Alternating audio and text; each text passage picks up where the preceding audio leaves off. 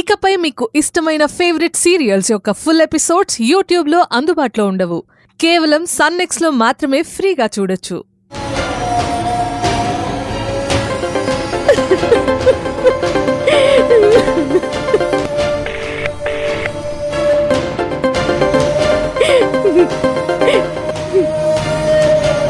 అమ్మ ఫోన్ తీయడం లేదేంటి?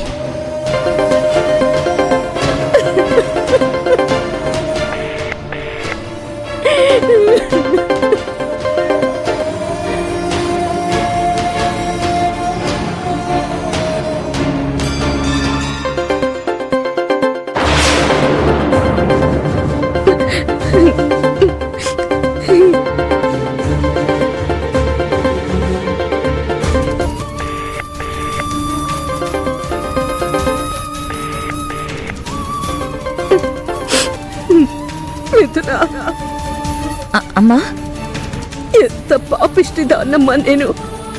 మీ అక్క పెళ్లి చేసుకొని పోతే వెతికించే పని చేయలేదు.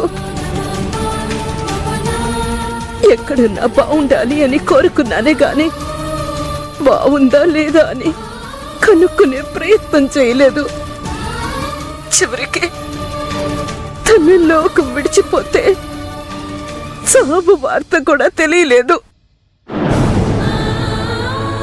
పాపిష్టి తల్లినమ్మా నేను, పాపిష్టి దాన్ని.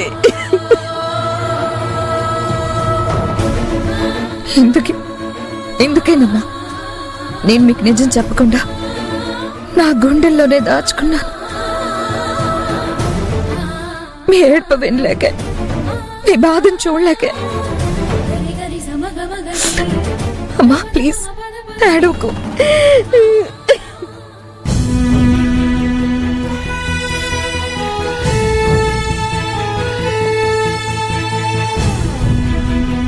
మీరు ఇలా బాధపడ్డం, ఆంటీ అలా ఏడవడం, మిథున మిమ్మల్ని చూసి ఇబ్బంది పడ్డం, ఇవన్నీ చూస్తుంటే నేను తొందరపడి నిజం చెప్పి తప్పు చేశానేమో అనిపిస్తుంది అంకుల్. నన్ను క్షమించండి. అయ్యో లేదయ్యా, నిజం చెప్పి నువ్వు తప్పు చేయడం కాదయ్యా. నువ్వు నాతో నిజం చెప్పి నా తప్పుల్ని సరిదిద్దుకునే అవకాశాన్నిచ్చావు. అంకుల్. అవునయ్యా, నేను ఊరి పెద్దగా ఊరి విషయంలో న్యాయం చేసుండొచ్చేమో గాని తండ్రిగా కూతుళ్ల విషయంలో చాలా చాలా పెద్ద తప్పే చేశారు. పెద్ద కూతురు ప్రేమను అర్థం చేసుకోలేదు, చిన్న కూతురు త్యాగాన్ని గుర్తించలేదు. అసలు నేను పరువు, మర్యాద, పెద్దరికం, గౌరవం అనే గంతలు కట్టుకొని నా కన్న కూతుళ్ళనే పట్టించుకోలేదయ్యా. నిజం చెప్పి ఇప్పటికైనా నా కళ్లకున్న గంతలు తీసేశావు. నా పెద్ద కూతురు సాధన మనసుని అర్థం చేసుకుని ఉంటే తను చచ్చింది అని నేను ద్వేషించకుండా ఉండుంటే తన కష్టకాలంలో ఖచ్చితంగా ఈ నాన్న దగ్గరికి వచ్చుండేది. అలా వచ్చుంటే ఇవాళ నా కూతురు బ్రతికుండేది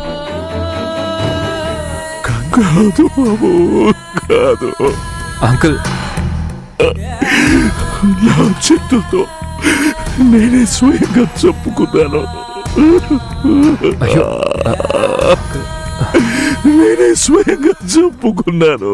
నా చేతులతో నేనే చెప్పుకున్నాను.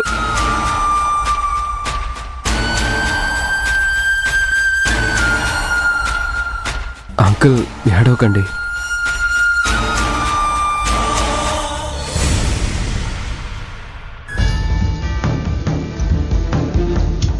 ఏదో అనుకుంటే ఇంకేదో అయిపోయింది. మరే మిథున తన మనసులో మాట చెప్తుంది, గౌతమ్ మనసులో ఏముందో తెలుస్తుంది అనుకునే లోపు గౌతమ్ ఇంత పని చేశాడేంటండి? ఏంటో తాయారు, గౌతమ్ మిథునని దూరం చేసుకోవాలనే ఉద్దేశంతో ఇలా చేశాడు, లేక మిథునం మీద ప్రేమతోనో వాళ్ళ నాన్నని దగ్గర చేయాలనుకుని ఇలా చేశాడో బొత్తిగా అర్థం కావడం లేదు. ఈ గౌతమ్ విషయానికి వచ్చేసరికి అన్నిట్లోనూ ఇంతే. అన్నీ అర్థం కాకుండా చేస్తాడు. ఎంత అర్థం చేసుకుందాం అనుకున్నా గాని అస్సలు అర్థం కాదు. అయినా ఈ పని ఇప్పుడు చెయ్యాలా? 2 రోజులు ఆగి చేసుకున్నా సరిపోయేది కదా.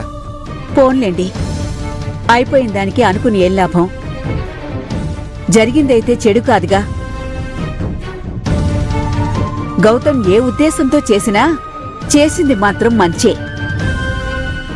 మిథున చెయ్యని తప్పుకి తను ఇన్నేళ్లుగా అమ్మా నాన్నలకి దూరంగా ఉండి ఖైదీలా బ్రతుకుతుంది. పాపం గౌతమ్ వల్ల తనకిప్పటికైనా విముక్తి లభించింది. తనకి శిక్ష నుండి బయటపడినట్టయింది. తిరిగి తను అమ్మా నాన్నలకి దగ్గరయింది. పైగా విరాజ్కిది ఆసరా అవుతుంది.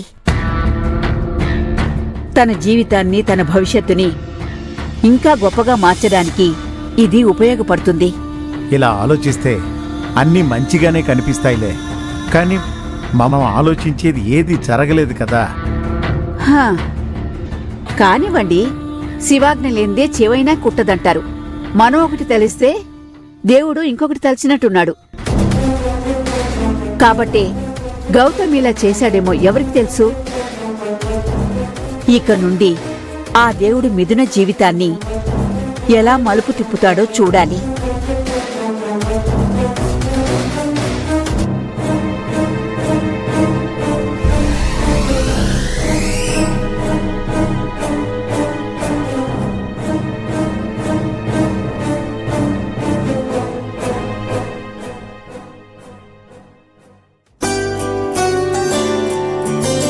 నమస్కారం అండి. నమస్కారం.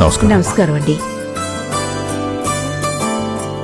మీరెన్ని రోజులు అమ్మా నాన్నల్లా నా కూతుర్ని చూసుకున్నారు. అందుకు మీకు ఏమిచ్చి రుణం తీర్చుకోగలను? అంత మాట అనకండి సుబ్బారాయుడు గారు.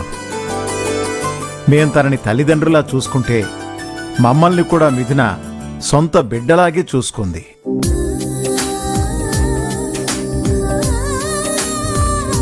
ఇది రుణానుబంధం కాదు, ఏదో జన్మలో బంధం. మళ్ళీ ఇలా కలిపినట్టున్నాడా దేవుడు.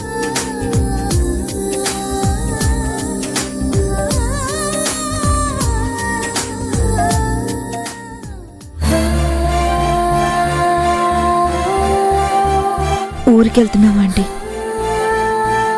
వెళ్ళొస్తాం అంకుల్.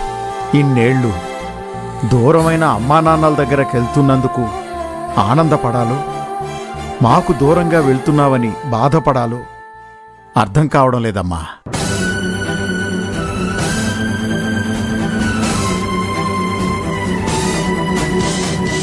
ఆరాధ్య, విరాజ్, అమ్మమ్మ, తాతయ్య.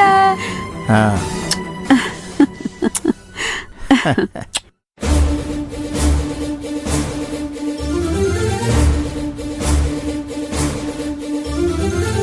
ఆంటీ, అంకుల్, బాధపడకండి. నేనేమీ ఇక్కడి నుంచి శాశ్వతంగా వెళ్ళిపోవట్లేదు. కొన్నాళ్ళు అంతే, మళ్ళీ నేను తిరిగి ఇక్కడికే వస్తాను. అవునా తల్లి? రావాలమ్మా, నువ్వలా రావాలనే మా కోరిక. నువ్వు మళ్ళీ వస్తావని చెప్పగానే ఈ గుండెకి ఎంత ధైర్యం వచ్చిందో అమ్మా. వెళ్ళిరా అమ్మా, చల్లగా వెళ్ళిరా.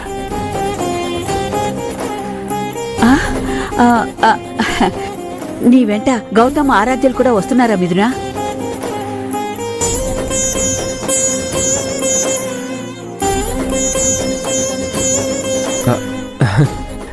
అయ్యో, తన వెంట మేమెందుకు ఆంటీ?